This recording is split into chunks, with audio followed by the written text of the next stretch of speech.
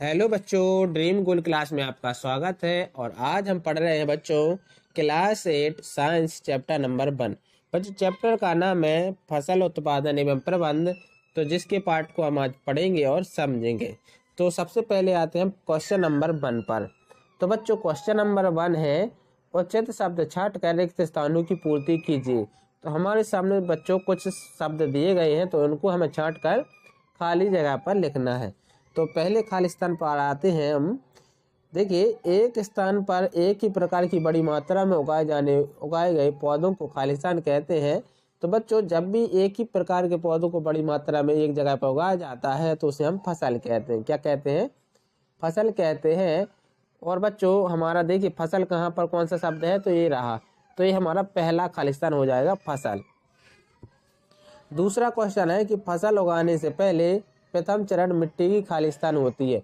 तो बच्चों जब भी फसल उगाई जाती है तो पहले हम मिट्टी की तैयारी करते हैं। क्या करते हैं बच्चों? तैयारी करते हैं।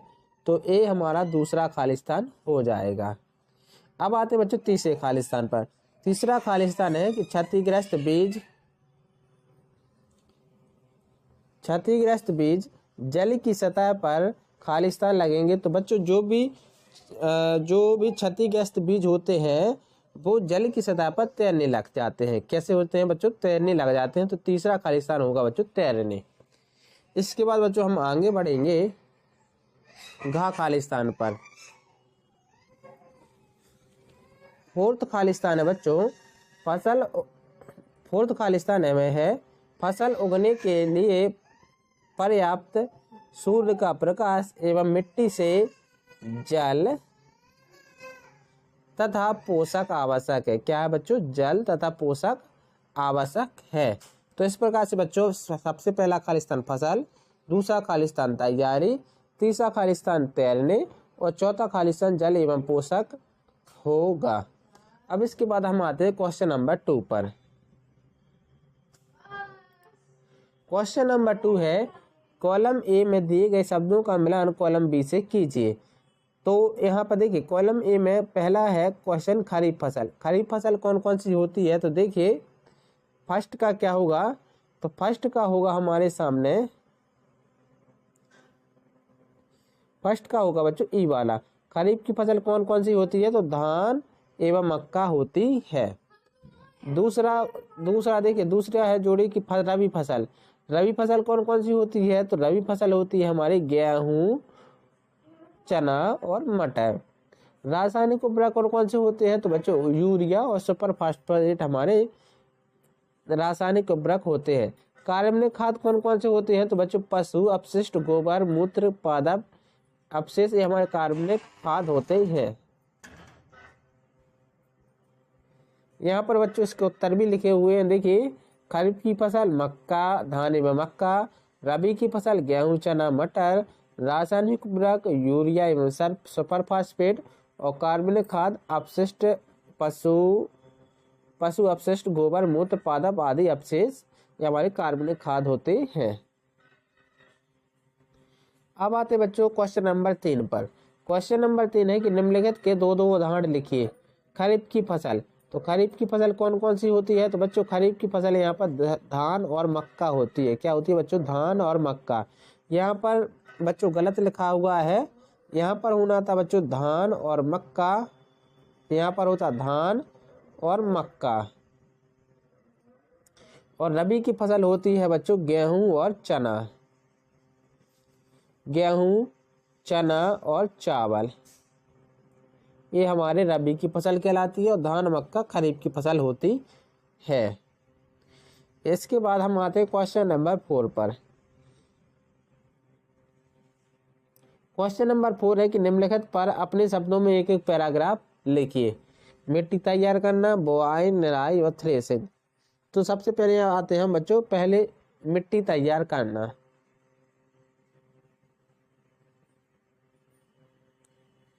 तो बच्चों मिट्टी तैयार करना कृषि की पहली प्रक्रिया है।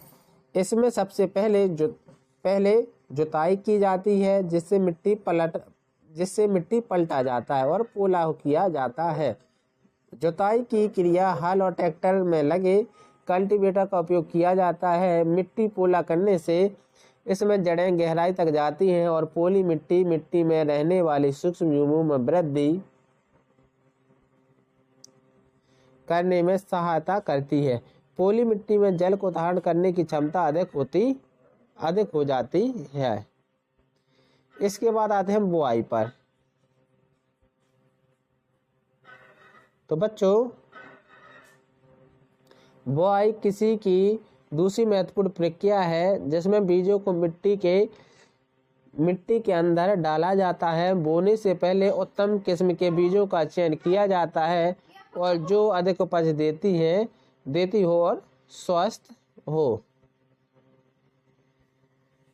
इसके बाद आता है वक्त बच्चों निराई का। खरपतवार को फसलों से हटाने की प्रक्रिया को निराई कहते हैं। इसमें खुरपी जैसे कृषि औजारों का उपयोग किया जाता है। निराई की एक दूसरी विधि है पीड़कनाशियों का उपयोग, जिन्हें खरपतवार नाशी भी कहा जाता है। ये फसलों में अवांछित पौधों को नष्ट कर देता है। अब आते बच्चों थ्रेसिंग काटी हुई फसलों से, देखिए बच्चों, काटी हुई फसलों से बीजों और दानों को भूसे से अलग करने की विधि को थ्रेसिंग कहते हैं। आजकल थ्रेसिंग के लिए मशीनों का उपयोग किया जाता है। थ्रेसिंग के बाद बीजों का सुरक्षित भंडारण कर लिया जाता है। इसके बाद आते हैं बच्चों क्वेश्चन नंबर 5 पर। क्वेश्चन नंबर 5 है कि उर्वरक और खाद में अंतर स्पष्ट कीजिए, यानी किस प्रकार से उर्वरक खाद से भिन्न है। तो हम आते हैं बच्चों, देखिए खाद यह एक जैविक पदार्थ है और उर्वरक यह एक रासायनिक पदार्थ है। खाद बच्चों यह अपशिष्टों को मिट्टी में दबाकर बनाया जाता है और उर्वरक को बच्चों फैक्ट्री में बनाया जाता है। खाद बच्चों इसमें सभी प्रकार के पोषक तत्व पाए जाते हैं और उर्वरक में विशेष प्रकार के पोषक तत्व पाए जाते हैं। अंतर के बाद आते बच्चों क्वेश्चन नंबर 6 पर। क्वेश्चन नंबर 6 है कि सिंचाई किसे कहते हैं। जल संरक्षित करने वाली सिंचाई के 2 विधियों का वर्णन कीजिए। तो देखिए बच्चों, सिंचाई विभिन्न अंतराल पर खेत में जल देना सिंचाई कहलाता है। जल संरक्षित करने वाली सिंचाई की 2 विधियां हैं, नहर और कुआं। अब आते क्वेश्चन नंबर 7 पर। क्वेश्चन नंबर 7 है कि यदि गेहूं को खरीफ ऋतु में